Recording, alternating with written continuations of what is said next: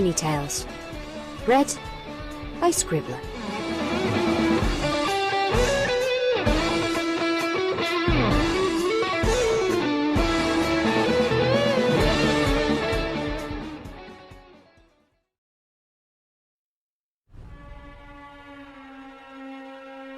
Thought I'd Let You Know by Gyro Steambass. Dear Celestia. No. Dear Princess Celestia, I thought I'd let you know again, how I am doing in Ponyville. You were right. I needed friends. I really did. I have spent more time with others in the last few years than I did in the rest of my life. Everything is going great. Everything is just fine. I just wish that you would answer my letters and let me know how you're doing and how things are with Luna and what you think about my recent accomplishments in my friendship studies and... No. Sorry, I slipped a little. I wanted to write this letter myself, so I don't have to bother Spike with it this time. He doesn't have to know this. No. Sorry about the stains, by the way. I was drinking some water and spilled some of it. And I don't have any paper left. I won't be writing any letters anymore after all. No. I want to tell you... No. Can you just tell... Why don't you... Just tell me! Ugh. I can't do this anymore. Why? Why, Celestia? Why don't you answer? Did I disappoint you? Did I do something wrong? Haven't I been studying enough? Did I fail a test? Did I fail you? Why? What did I do? Why don't you answer my letters? I'm hoping... Why can't I... Oh! I'm trying. I've made some great friends. I have become more social. Isn't that what you wanted? Isn't that also the reason why you sent me to Ponyville? Or was the only reason that you sent me so that I could bring your sister back? Was I just a means to an end for you? A puppet? A toy? Your so-called faithful student? You never really cared, did you? You never cared about me or Spike or me making friends. You only cared about yourself and your sister. I looked up to you. I loved you. You were my role model. You were like another mother to me. I trusted you, believed in you. A lot of good that did me. In the beginning, it did.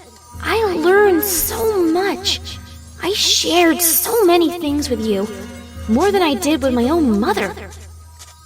But in the end, you betray me, push me away, leave me behind like I'm some kind of ragged and worn-out doll. You were happy to be rid of me, weren't you? You never loved me. It was all just an act, wasn't it? You only love yourself and your sister, though she's probably just another means to an end to you, isn't she? You're nothing but a tyrant, aren't you? Nightmare Moon was probably just another result of all those lies you spew. But maybe I'm rambling. I am, aren't I? There's no way you'd be this cold and heartless, only caring for yourself and ignoring your student without a good reason and making her doubt herself. Oh, no. There's no way you'd do all those things. But then, why don't you write back? Why don't you respond? Why don't you tell me what you think of what I've been doing? Why do you keep ignoring me? I don't care how you respond, but please stop ignoring me. Even being sent back to Magic Kindergarten is better, because then I'd know that you still care about me, that you still acknowledge me, that... Sorry about the stains. Please, stop doing this to me. Talk to me. Please. I just want my teacher back. I just want to talk to you again, like we used to.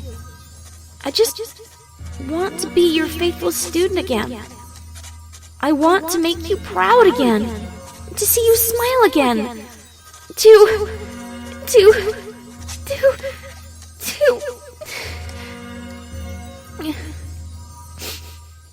I just want to see you again, to share my thoughts with you, to be next to you, to talk to you.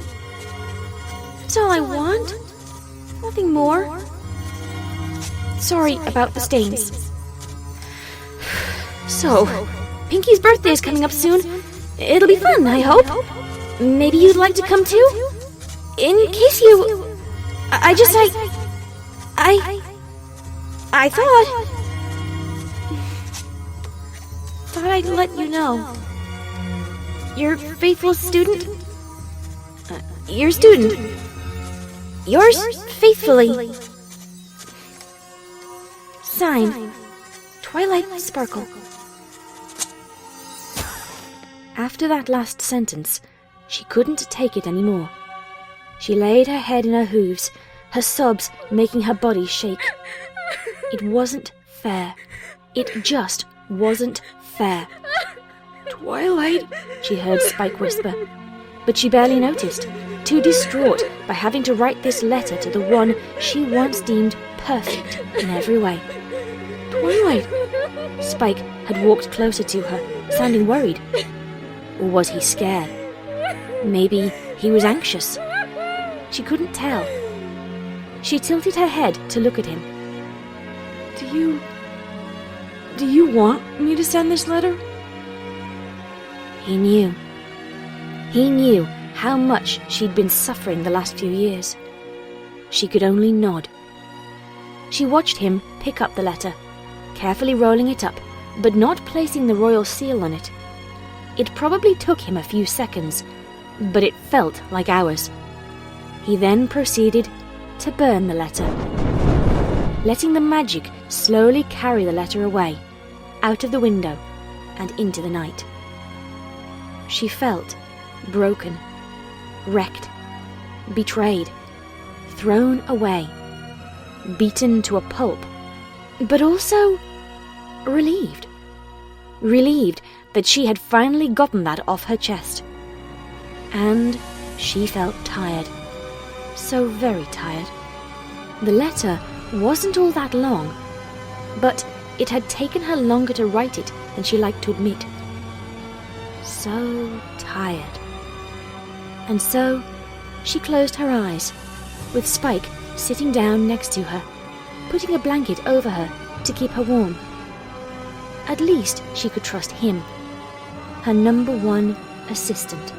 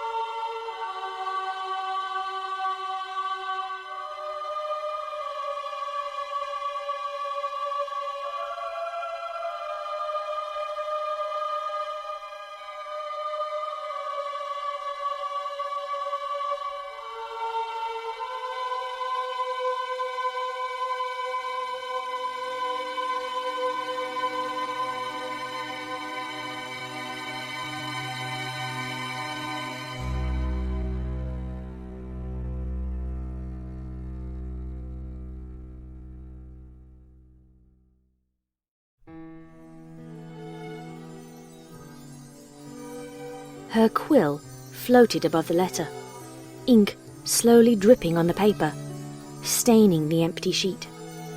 She wanted to reply. She really did. But she'd promised. Promised herself she'd stop. To shut herself off when her sister came back. She thought it would be easy. She thought it wouldn't hurt. How wrong she was.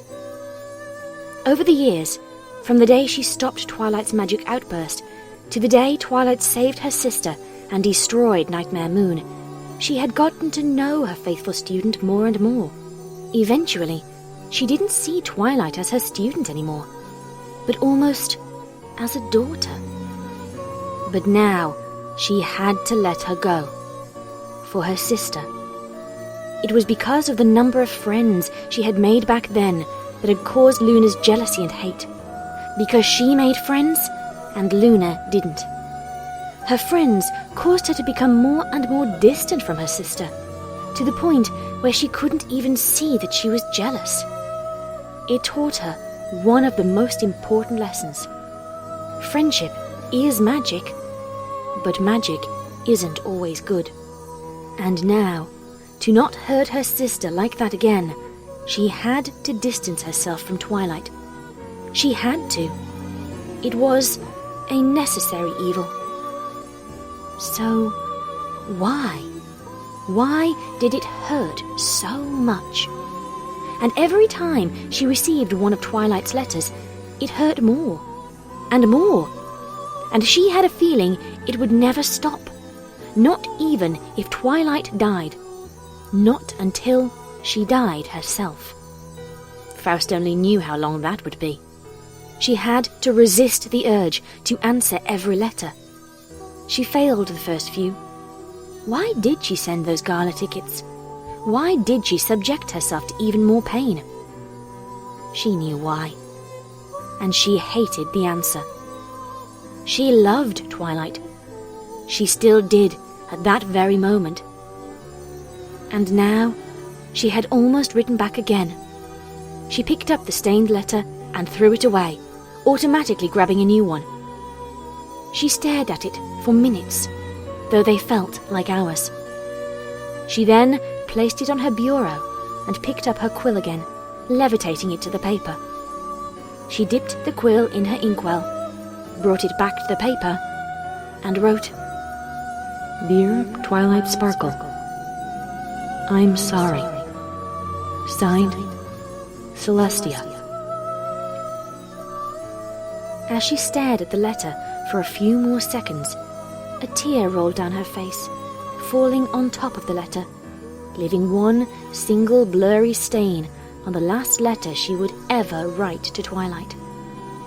It hurt. She picked up the letter. It hurt so much. She rolled it up. She despised the pain. And she sent it to Twilight. But the pain was necessary. It was her punishment for hurting her sister all those years ago. She just wished that she could have spared Twilight.